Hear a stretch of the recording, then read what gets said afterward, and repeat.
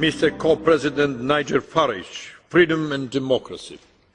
Honour, we have all the presidents of the European Union ahead of us telling us that everything's okay. Heads in the sand, carry on chaps, all is fine. Well, sorry, it won't wash. The euro is living on borrowed time, it's living on borrowed money, and this second Greek bailout just prolongs the agony. It doesn't matter how much money you throw at it, how many bonds the Chinese buy, whatever deal President Sarkozy does with the French banks to change repayment dates. The fact is that Greece is going bust. She can't even afford her current repayments, let alone be forced by you to taking on a whole load more debt. This chorus of unanimity from EU leaders and the increasingly appalling IMF is just reinforcing failure, and it's raising bigger questions about the whole European project. There's been a growing loss of faith in you guys, in these institutions, because of your political dishonesty. The way that you forced through the Lisbon Treaty, your appointment as the President of Europe, all of it done without referring to people at all. But now there's a bigger question. The peoples of Europe don't just think you're dishonest, they now think that you're incompetent. It's bad enough to have your democracy taken from you, but to have your lives now run by people who are taking us towards the economic rocks is far, far worse. You run around like headless chickens, lurching from one bailout to the next, never inspiring confidence, never giving any leadership. Every single prediction you make at these meetings is proved to be wrong. You are now looked at as the Brussels bunglers.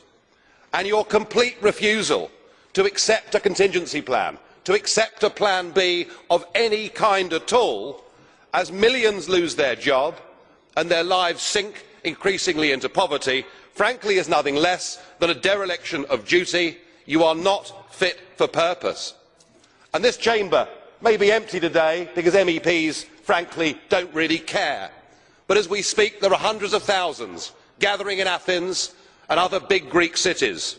If they reject your bullying demands, if they say no to this package and there is a default, well, it will be painful for the banks, it will be painful for the ECB, but better surely to face up to our responsibilities now. I wonder, do you have a plan in place for that?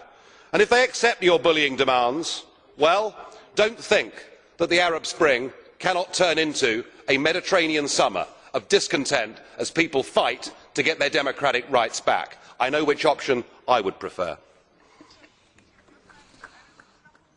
Thank you. Those that try to now flag as possible plan B, that will be, in fact, more easy or a possible alternative, they are simply lying. There is no plan B to avoid default. The only plan there is the plan that is put forward now by the European Commission, by the European Central Bank and by the IMF, and that is fully supported too by all the member states of the euro area.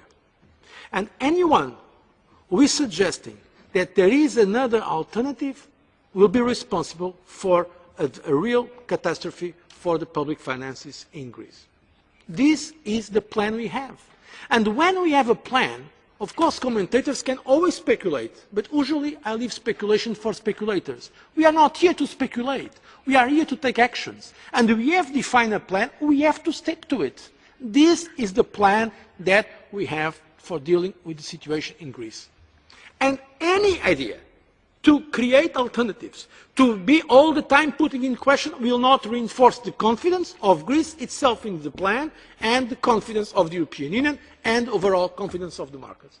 So our message, if we really want to help, is let's stick to the plan agreed.